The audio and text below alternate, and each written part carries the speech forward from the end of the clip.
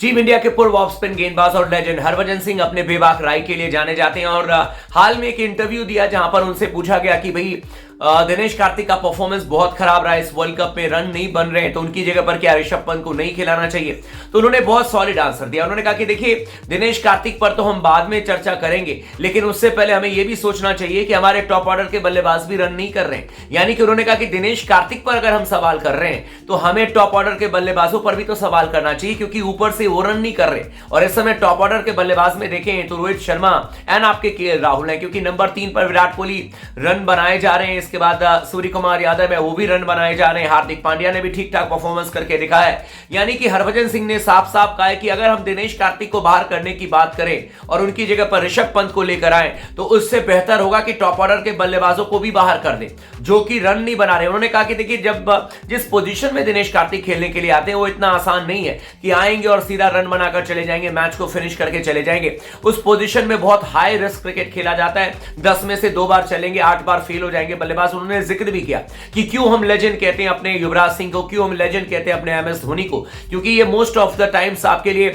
Match finish कर देते थे, टीम इंडिया की झोली में मैच को डाल देते थे, मैच जिता देते थे। और उसी को लेकर हरभजन सिंह ने कहा कि एक दिनेश कार्तिक हमें मिले हैं। इस उम्र में भी उन्होंने टीम इंडिया के लिए बेहतरीन काम करके दिखाया बायलैटरल सीरीज में, और उसके बाद रन बनाए, तब जाकर यहां तक पहुंची है, मेहनत करके यहां तक पहुंची है।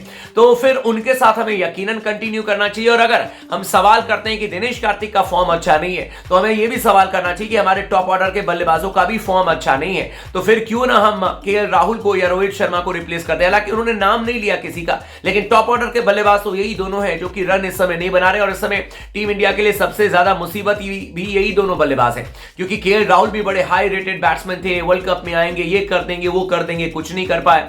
रोहित शर्मा पता नहीं कहां खोए हुए, अब तक 4 मैचेस निकल गए, बल्ले से रन बनाने को तैयार नहीं है द हिटमैन। उम्मीद करते हैं कि आने वाले मैचेस में रोहित शर्मा का बल्ला चल जाए। बड़े मैचेस हैं, सेमीफाइनल फाइनल अगर हम खेलते हैं तो वहां पर बड़े मैचेस में बड़े प्लेयर को रन करना चाहिए, तो क्या पता रोहित शर्मा कर दे, लेकिन अब तक नहीं किया है उन्होंने। और इसी को लेकर हरभजन सिंह ने कहा कि भाई, अगर हम दिनेश कार्तिक को मतलब कि फेल मानते हैं, फेल्योर मानते हैं इस वर्ल्ड कप में, तो फिर हमारे टॉप ऑर्डर के बल्लेबाज भी फेल हैं। तो अगर दिनेश कार्तिक को बाहर करेंगे तो फिर हमें टॉप ऑर्डर के बल्लेबाजों के बारे में भी सोचना चाहिए, उन पर भी निशाना साधना चाहिए। क्या आप हरभजन सिंह की कही हुई बातों से बिल्कुल सहमत है?